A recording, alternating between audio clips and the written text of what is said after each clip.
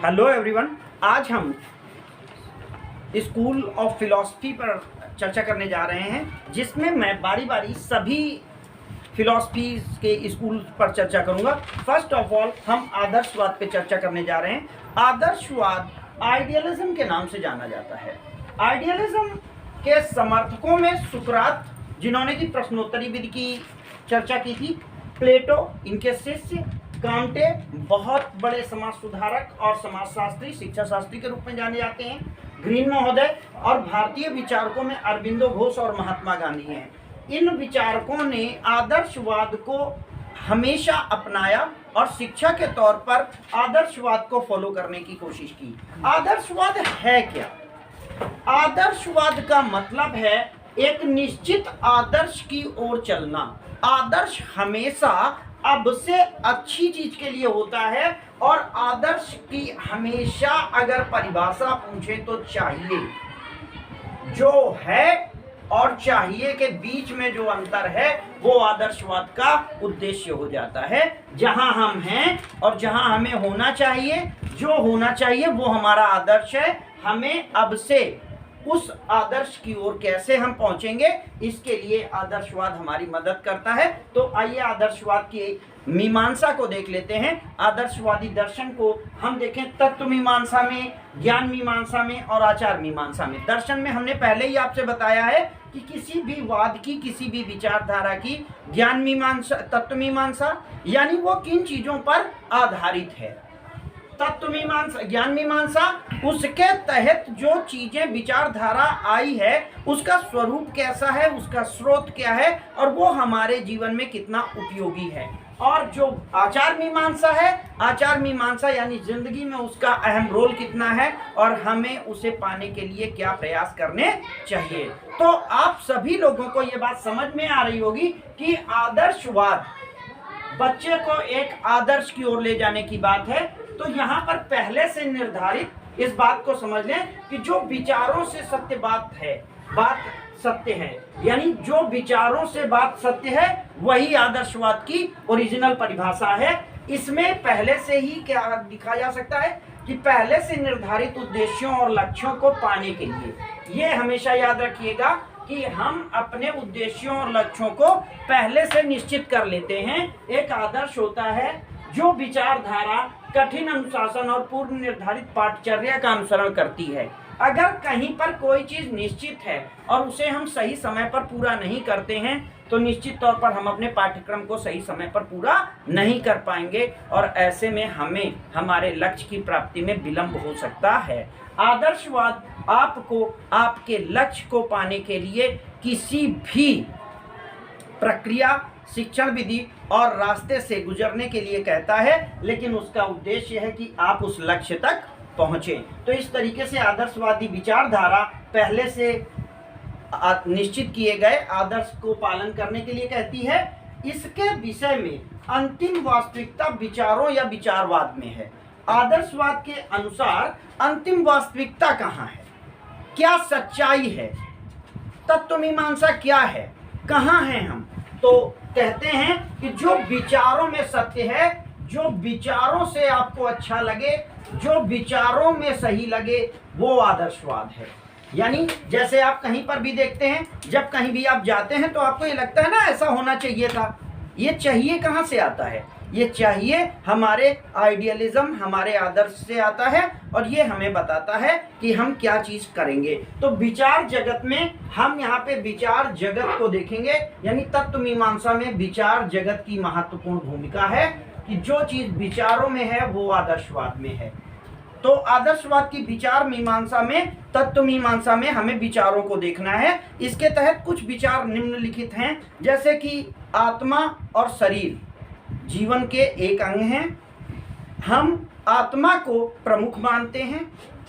आत्मा की संतुष्टि के लिए हमें कार्य करना चाहिए। इंसान दुनिया में है तो जिस बात से वो संतुष्ट होता है उस चीज को पूरा करने का उसे प्रयास करना चाहिए। ये आदर्शवाद की तत्व मीमांसा है। और तत्व मीमांसा में हम ये मानते हैं कि हमें लक्ष्य निर्धारित करके उसको पाने की कोशिश करनी है। और यहाँ पर ध्यान रखिएगा, आदर्शवाद में द्वैतवाद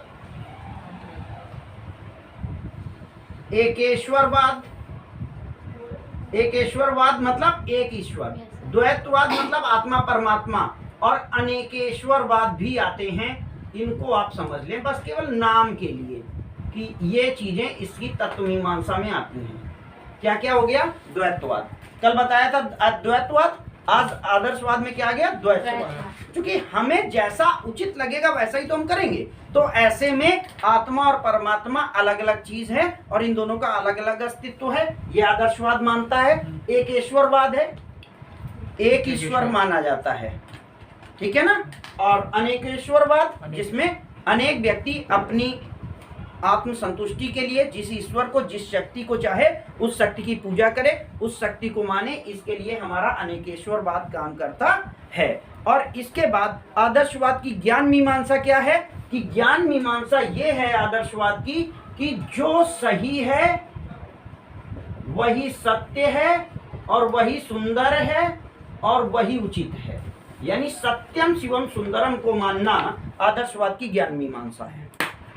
बात समझ में आ रही कि नहीं आ रही? यानी आप किसी चीज को माने ना माने, जो सच है उसे आप माने। और उसके बाद आचार मीमांसा क्या है कि जिंदगी में अच्छा बनना सबका उद्देश्य है ना, है कि नहीं? तो अच्छा बनने के लिए हमें क्या करना पड़ेगा? हमें कठिन परिश्रम करना पड़ेगा, है ना। और ये परिश्रम आदर्शवाद कहता है कि आपको अनुशासन में रह के करना है, जिससे कि आप अपने लक्ष्य को पूरा पा सकें। तो अच्छा बनने के लिए कठिन परिश्रम करना, अनुशासन में रहना आदर्शवाद की आचार मीमांसा है कि आदर्शवाद को अगर आप मानते हैं तो आप अपने आप को कठिन मेहनत में रख करके अपने उद्देश्य को पूरा करें और अपनी वैल्यू को बढ़ाने की कोशिश करें। बात समझ में आई कि नहीं आई? ओके। अब यहाँ पर है क्या, ये क्या कहता है? तो शिक्षा के उद्देश्य आदर्शवादों के, अब यहाँ पर देखिए थोड़ा सा एक बात ये समझ लें कि हॉर्न महोदय हैं, इनका नाम मैं थोड़ा सा दूसरे अक्षरों से लिख देता हूँ। ये है हॉर्न।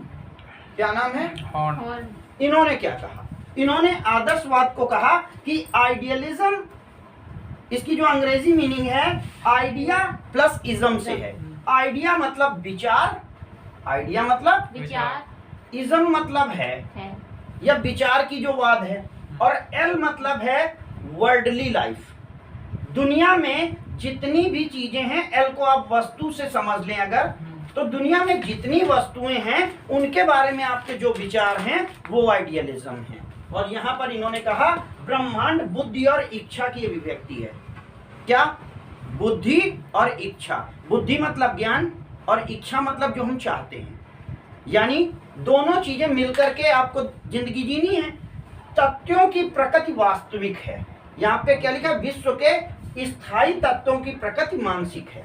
दुनिया में जो भी चीजें हैं वो स्थायी तौर पर कैसी हैं? मानसिक हैं। उनको मन से ही आप फील कर सकते हैं। और भौतिक पदार्थ जितनी दुनिया में चीजें दिख रही हैं उनकी व्याख्या बुद्धि के आधार पर की जाती है। आप अपने नॉलेज के आधार पर उस चीज को मानते हैं। जैसे मंदिर है, मंदिर में पत्थर है।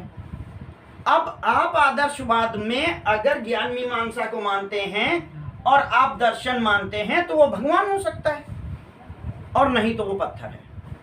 अब डिपेंड इस पर करता है कि तुम कितनी बुद्धि लगाते हो, तुम क्या करते हो। लोग सब कहेंगे तुम्हारा दर्शन क्या कहता है। अगर तुमको लगता है कि वो उसमें कुछ शक्ति है तो आप आदर्शवाद के अकॉर्डिंग उसकी पूजा करिए, क्योंकि वो आपको अनुशासन में रहना और आंतरिक शक्ति और आध्यात्मिक शक्ति दे सकता है। अगर आपको बुद्धि के अनुसार लगता है कि नहीं इसको पूजने से ज़्यादा बेहतर है कि हम अपने उस पर काम करें, तो आप नास्तिक दर्शन की ओर जा सकते हैं और अपने आप को देख सकते हैं। तो ये हॉर्न महोदय ने कहा है कि दुनिया में जो कुछ भी है वो बुद्धि और इच्छा है। क्या है? बुद्धि और इच्छा। इन दोनों का इंटरेक्शन दुनिया है। दुनिया में दो तरीके की चीजें हैं, एक प्राकृतिक चीजें जो कि मानसिक हैं और एक तुम्हारी भौतिक चीजें जो बुद्धि के आधार पर इलस्ट्रेट होती हैं। तो बुद्धि के आधार पर जितनी चीजें इलस्ट्रेट हो रही हैं उनके आधार पर ही आप मानसिक चीजों की व्याख्या कर सकते हैं। अब शिक्षा, आदर्शवाद की शिक्षा किन चीजों को लेकर उद्देश्य में देती है? तो सबसे पहला है चरित्र निर्माण की शिक्षा, यानी अच्छे बनो। आदर्शवाद पहले से ही कह रहा है कि एक आदर्श है और आपको वैसा बनना है। तो चरित्र निर्माण की शिक्षा, अच्छे बनो, आत्मानुभूति, स्वयं को जानो। मैंने पहले भी कहा था कि इस दुनिया में आए हो, दर्शन का मतलब ही है कि तुम हो कौन। रामचरितमानस में विश्वामित्र के पास जब राम जी गए शाम को और उन्होंने नॉक किया तो उन्होंने कहा कौन? बोले महाराज यही तो क्वेश्चन मैं आपसे पूछने आया हूं कि मैं कौन। तो बोले आप राम। तो बोले राम, राम तो नाम आपने दिया है, अगर उसके पहले हमारा कोई और नाम होता तो हम वो हो जाते। बच्चा जब पहले बच्चा पैदा हुआ है कि पहले नाम पैदा हुआ है? पहले बच्चा पैदा हुआ है। तब तो उसका कोई नाम नहीं था। नहीं। तो वो कौन है? उसको जो तुमने नाम दे दिया वो उस नाम से जाना जाने लगा, लेकिन उसके पहले उसका कोई अस्तित्व था, वो कहीं था। तो वो कहाँ था? और जब व्यक्ति खत्म हो जाता है तो उस जगह से उसका काम खत्म हो जाता है, लेकिन उसके बावजूद भी वो कहीं रहता है या नहीं रहता है, क्या है? मानो तो रहता है, अगर हम पूर्व जन्म माने तो रहता है। तो वो कहाँ रहता है? इन चीजों का दर्शन ही तो है। तो ये आदर्शवाद कहता है कि खुद को तो पहले जान लो, तुम क्या कर सकते हो। बहुत बड़ी एक बात है, ध्यान दीजिएगा, जिंदगी में उसने बड़ी बात कर ली जिसने खुद से मुलाकात कर ली। जिस दिन खुद को जान जाओगे उस दिन बहुत कुछ जान जाओगे। आत्मनिरीक्षण यही है। हाथी अगर जिस दिन जान जाए कि उसके पास इतनी ताकत है, वो पागल हो जाता है कि नहीं? बहुत बहुत चीजें पड़ी होती हैं, हमको पता ही नहीं होता कि हमारे पास ये चीज है। आप अपने टैलेंट को पहचानिए कि आप में है क्या, आप उसको आगे लाइए। ये शिक्षा का उद्देश्य है। यानी शिक्षा का उद्देश्य बच्चे के अंदर छिपी व्यक्तित्व की भावना, उसके जो योग्यता है उसको पहचानना और उसको निखारना है। क्लियर? आगे आध्यात्मिक गुणों का विकास। व्यक्ति को भगवान, आस्था कहीं पर तो रखोगे, कहीं नहीं रखोगे तो प्रकृति में रखो कि प्रकृति सब कुछ देती है और प्रकृति सब कुछ ले लेती है। प्रिजर्वर एंड डिस्ट्रॉयर प्रकृति है, विनाशक और वो करने वाली। अभी कुछ समय पहले कोरोना आया था, कुछ नहीं नजर आ रहा था, दीन दुनिया और भगवान और विज्ञान, सबको बस लग रहा था कैसे बचेगी जान। केवल एक छोटे से वायरस से। और सोचो अगर प्रकृति विकराल रूप धारण कर लेगी तो क्या होगा। कुछ दिन पहले उसने दिखाया है कि हम क्या हैं। नेक्स्ट, सत्यम शिवम सुंदरम की प्राप्ति में सहायक, जो मैंने कहा ज्ञान मीमांसा में बच्चे को पता करना है कि क्या सत्य है, क्या सुंदर है और उसको कैसे प्राप्त करना है। पवित्र एवं पुण्य जीवन की प्राप्ति, बच्चे को इस बात की प्राप्ति करानी है कि वो अपनी जिंदगी को अच्छा बनाए और अपनी जिंदगी में कुछ अच्छा कर पाए, अपने माँ बाप का बदला चुका दे और बच्चों के लिए सार्थक जीवन जी ले, जिंदगी हो गई। लेकिन इसके लिए आदर्श बनाने पड़ेंगे ना। नेक्स्ट यहाँ तक ये शिक्षा के उद्देश्य हो गए। अब पाठ्यक्रम आता है, तो पाठ्यक्रम कैसा होना चाहिए, किन बातों पर चर्चा की जानी चाहिए, क्या चीजें हैं जो पाठ्यक्रम में आती हैं। तो पाठ्यक्रम में आदर्श विचारों और शाश्वत मूल्यों की अधिकता चाहिए को हमेशा कंसंट्रेट किया गया है आदर्शवाद में, कि आदर्शवाद में चाहिए क्या चीज है। तो जो चीज हमको चाहिए वो आदर्श विचारों में और मूल्यों की अधिकता है। दूसरा है मानवीय मूल्यों की प्राथमिकता। ऐसे बच्चे को चीजें पढ़ाई जाएं जिससे कम से कम वो इंसान को इंसान समझ सके, पढ़ाई के बाद समाज में वो इंसान के साथ इंसान जैसा व्यवहार कर सके। इस बात के लिए आदर्शवाद वो होता है। जैसे कहा जाता है ना कि व्यक्ति को पढ़ाओ तो पढ़ाओ, लेकिन सामाजिक भी तो बनाना होगा। उसे ये लायक, इस लायक भी बनाओ कि वो माँ बाप को जाने, वो अपनी चीजों को पहचाने, वो अपनी चीजों की वैल्यू कर सके। और दूसरा धर्मशास्त्र, नीति शास्त्र, भूगोल, इतिहास, इन सब का समन्वय करके पाठ्यक्रम निर्धारित किया जाए जिससे बच्चे को एक वैल्यू लाइफ मिल सके और वैल्यूएबल एजुकेशन मिल सके। अब बात आती है कैसे पढ़ाया जाए, शिक्षण विधि क्या होगी। तो आदर्शवाद किसी शिक्षण विधि को नहीं बताता, क्योंकि वो ये कहता है कि ये अध्यापक का कार्य है कि वो बच्चे को देखे और जो उचित विधि है। बच्चा खुद में पढ़ने वाला है तो उससे कहे पढ़ो, बच्चा अगर नहीं पढ़ने वाला है तो उसको समझाए, बच्चा अगर कुछ चीजें पूछता है तो उसका जवाब दे। तो इस तरीके से जो शिक्षण विधि है, आदर्शवाद किसी एक विशेष शिक्षण विधि की बात नहीं करता। वो कहता है कि शिक्षण विधि छात्र और स्थान के आधार पर, विषय वस्तु के आधार पर चयन की जानी चाहिए एक योग्य शिक्षक द्वारा। इसमें व्याख्यान विधि, दृष्टांत वाचन विधि, कथावाचन और प्रश्नोत्तर विधियां प्रमुख हैं, इनके आधार पर शिक्षण किया जाना चाहिए। चाहिए। फिर बात आती है अनुशासन की। तो अनुशासन कैसा है? तो अनुशासन में डंडा छूटा बच्चा बिगड़ा, spare the right spoil the child. अगर बच्चे को आप भय नहीं दिखाओगे, दंडात्मक शिक्षा है यहाँ पर, भय नहीं दिखाओगे तो वो अनुशासनहीनता करेगा। यानी बच्चे को कठोर अनुशासन में रखना है, जिससे कि वो उस लक्ष्य और पाठ्यक्रम को पूरा करे और अपने लक्ष्य को प्राप्त कर सके।